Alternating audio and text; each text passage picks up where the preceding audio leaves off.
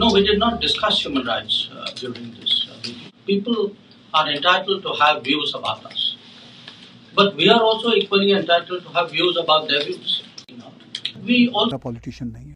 उन्होंने साफ टका उन्होंने कहा कि पहले तो हमारा कंसर्न ये है कि जो हिंदुओं के साथ हिंदू फोबिया है अमेरिका में, ये जो ह्यूमन राइट्स की वायलेशंस है, हम उसके बारे में बहुत कंसर्न. इस पे जयशंकर साहब ने इनडायरेक्टली डील किया हुई.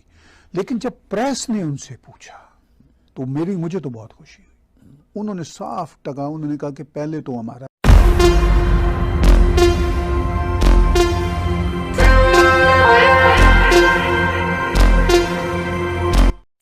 ऑफिशियल्स ने इंडिया में ह्यूमन राइट्स के इश्यूज में जो कंसर्न सो कॉल्ड कंसर्न्स हैं उस पर बात की.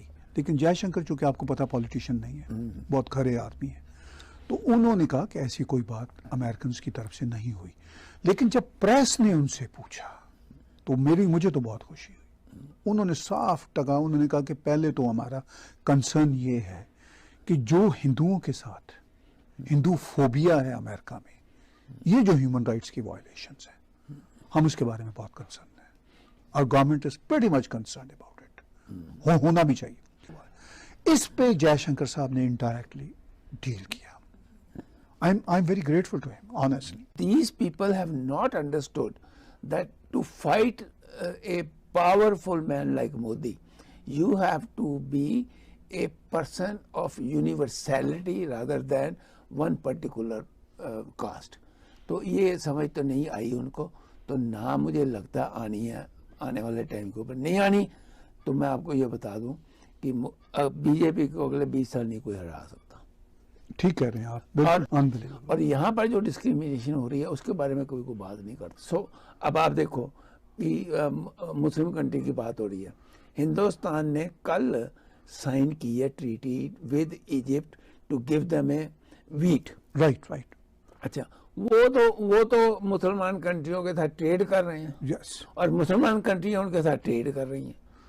और ये जो ना मुसलमान ना मतलब एक अपने अलग जात के, और ये कह रहे हैं कि वहाँ जुल्म हो रहे हैं, तो वो जो मुसलमान कंट्री था उनको नहीं कंसर्न पता. उनको नहीं, चूंकि इसने अपनी सियासत करनी है. इंडिया जो है रूस के साथ जो तेल खरीदेगा उसकी जो और जो ट्रेड करेगा वो रूबल में और उसमें इंडियन रुपी में होगा, जिसका एक फायदा ये था कि इंडियन करेंसी भी स्ट्रांग रहती, क्योंकि अगर रशिया ने कुछ खरीदना था तो वो इंडिया को उनकी करेंसी में पे करता, जिससे उसकी करेंसी की डिमांड रहती मार्केट में.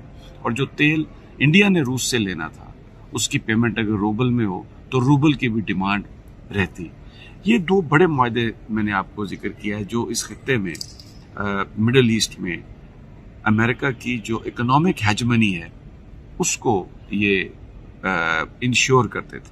कहते हैं कि प्रेशर था, कुछ कहते हैं भारत को परसुएट किया जा रहा था कि जी रूस यूक्रेन के वार के चक्कर में आप रूस के साथ ना खड़े हों. भारत ने अपनी पोजीशन क्लियर रखी. और उसी एनवायरनमेंट में अभी वाशिंगटन में रिसेंटली 2+2 मिनिस्ट्रियल मीटिंग हुई है, जिसमें उनके state defence secretary, state secretary और भारत से डिफेंस मिनिस्टर और फॉरेन मिनिस्टर थे. और सिर्फ यही नहीं हुआ डॉक्टर साहब, उनका मीडिया के साथ भी, खासतौर पर भारत के दोनों मिनिस्टर्स का मीडिया के साथ भी बहुत इंटरेक्शन रहा.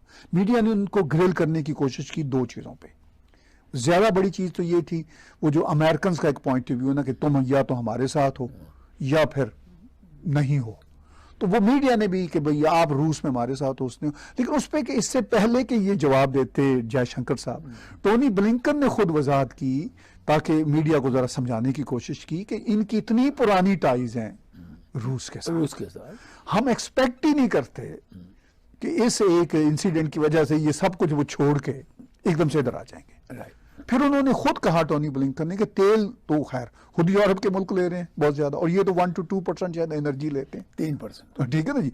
तो जो भी ये ले रहे हैं एनर्जी, वो उस पर जब जयशंकर जी से वो जर्नलिस्ट तो बाज नहीं आते ना, उन्होंने फिर सवाल कर दिया. तो जयशंकर जी ने फिर उन्हें बड़े تگڑے جواب دی انہوں نے، ٹکا کے میڈیا کو کہا، انہوں نے کہا کہ آپ ذرا سوچو کہ یورپ کتنی گیس لے رہا ہے، ہم تو اتنی لے رہے ہیں، سوچو۔